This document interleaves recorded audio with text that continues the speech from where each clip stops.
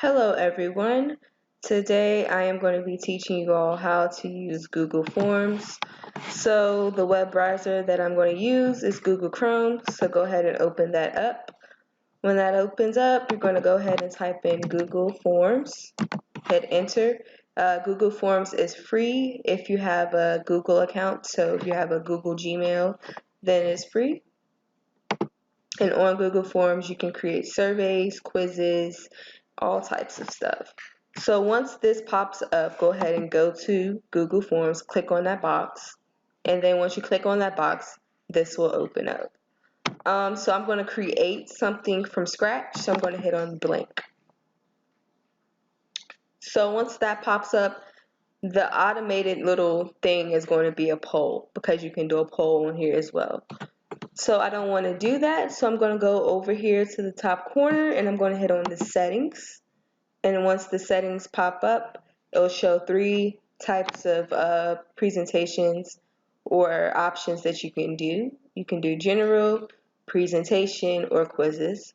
Today I'm going to be showing you guys how to do the quizzes, so I'm going to click on quizzes. And then once that pops up, it's going to say make this a quiz, and I'm going to click on that and make it available. So once I do that, they give me quiz options, release of grade, and you can decide whether or not you want the grade to show immediately after each submission, or if you want to wait until later, and then it can send it to the students via email. So I want the grades to be released immediately after each submission, so I'm just going to leave that as it is. And then if you scroll down, it has more options on settings that you can kind of play with. It says respondent can see. So all of these are checked, so I want those to happen. But if you did not want the respondent to see the missed questions and then the correct answers and how many points each question is worth, then you just simply click on it and then it'll take that option off. But again, I want all three of those to be present, so I'm going to just leave it as is and I'm going to hit save. So from there, I'm going to click where it says untitled form, and I'm going to actually name my quiz. So I'm just going to do a simple vocabulary quiz. So I'm just going to say vocabulary quiz number 1. That's that. So then I can start creating my questions. And it has a form description. So if you want to put in a description like directions, then you can do that. Just, it's up to you. For this one, since this quiz is going to be really straightforward and the students are already anticipating it, I'm just going to leave it blank. But again, if you wanted to just put a brief description of the quiz or some directions, then that is where you would do that at. So untitled question, I'm going to click on that, and that's where I'm going to start typing out the questions for the quiz. So the first question will be, which book would you use to find excuse me, I can't really type, of Africa? Question mark. Option 1. So I'm going to you can allow how many options you want, and you can decide if you want to have it as multiple choice, check boxes, drop down, paragraph, short answer. So it just depends on you. This is a third grade class, so I'm just going to leave it at multiple choice. I don't want it to be too difficult for them, and this is a low stake grade, so it's not going to be too bad, straightforward to the answers. And then I'm going to begin typing in my answers. Dictionary. Then I'm going to click on that to add another one, Atlas, and you just keep doing that, until you kind of do or add how many that you want to add. So I'm just going to do a total of 4. Phone book, that's going to be the last one. And then once I'm done with that, that's going to be that, and I'm going to hit the answer key. So I'm going to go ahead and select the answer, the correct answer for them, and I'm going to hit on Atlas, and then you can kind of determine how many points you want it to be. I'm just going to let this one be worth 2 points, so you have to actually click on the arrows. I tried to just kind of type in the number, Let me see if my numlop's on. Alright, so let's see. 2 points, each one worth 2 points. That is that.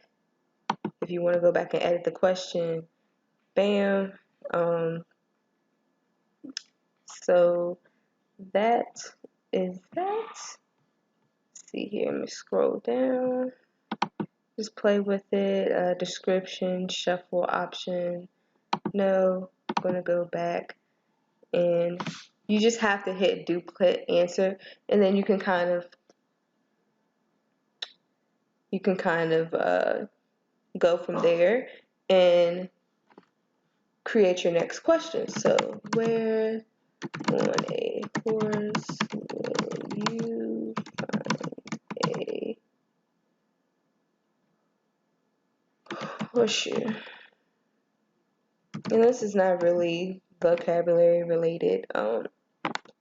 So as you can see, based on the questions, same thing, just click nose, tail,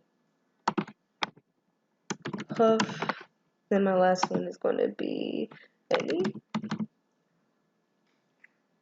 And then scroll down, answer key. All of these questions are going to be worth 2 points. I'm going to select the correct answer, which is going to be a hoof.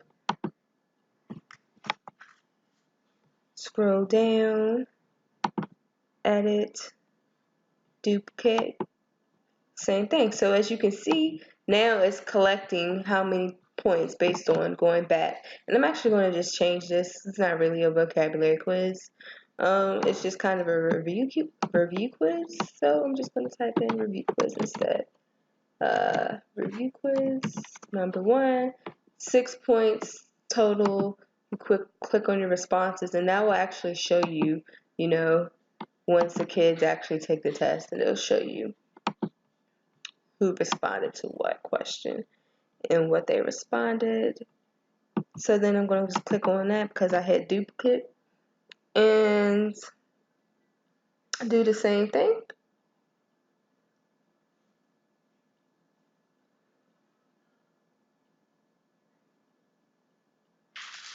And I'm just going to say, what is the hard tub covering on the front of a horse,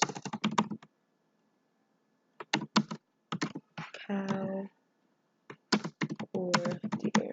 And I'm actually just using some questions that I found on Google because I'm not really a teacher yet.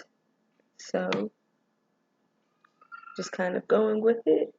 And I'm actually just going to keep some of these answers already on here. I'm just going to change a few of them. So there you go. I'm going to keep hoof because that's actually the correct answer. I'm going to change knee and put something really out there. Actually, you know what? I'm going to keep fang too. I mean knee. And I'm just going to add fang. Correct answer is the hoof or whatever. And then down. There we go. Boom, boom, boom.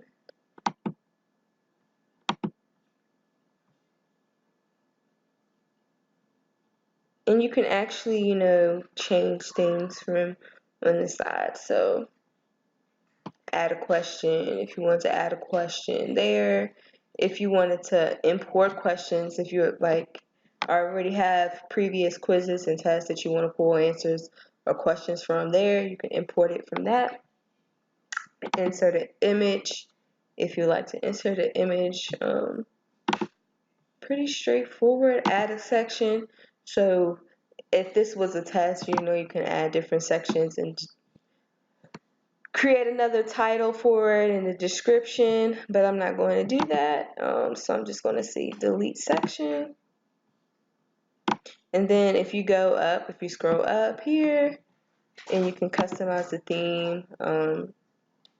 So you can use this by sending it via email to the students.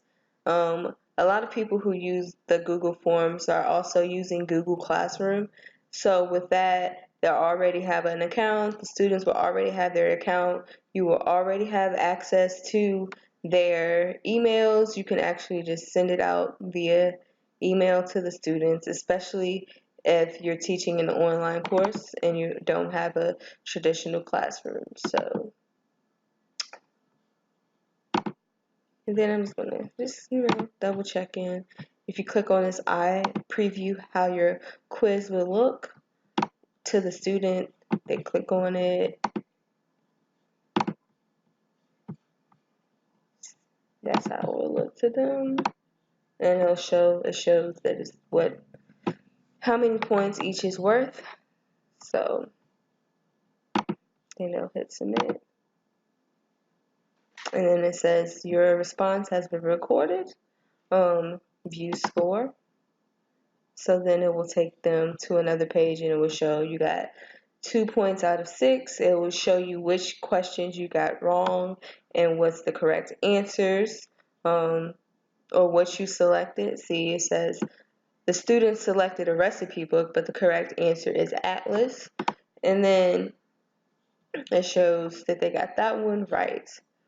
So if you don't want the student to see the correct answers, you can let me go back.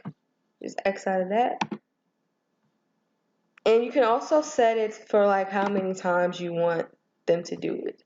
So if you only want them to do it once, then they can only do it once. But if you want to do the best, the highest grade out of 2, or etc. And then so when I log back in as the teacher, it'll show me how many people responded, how many people actually took the quiz. So responses, got it. And it'll actually calculate all of this for you, which is the great thing about it. Easy way to get grades and kind of have a little grade book going on.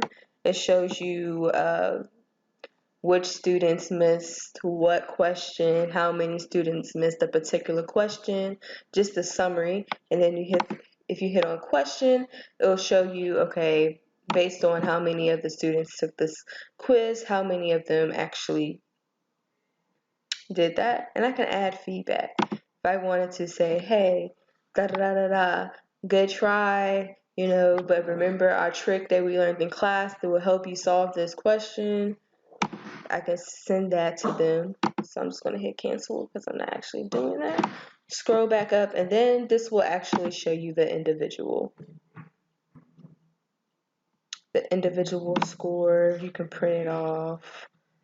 And of course, when all of this is happening, it'll show the student's name or email address, however you have it set up. So I can just go back here, go back to that, hit the back, and it'll bring it back, and it'll show you where you saved it at.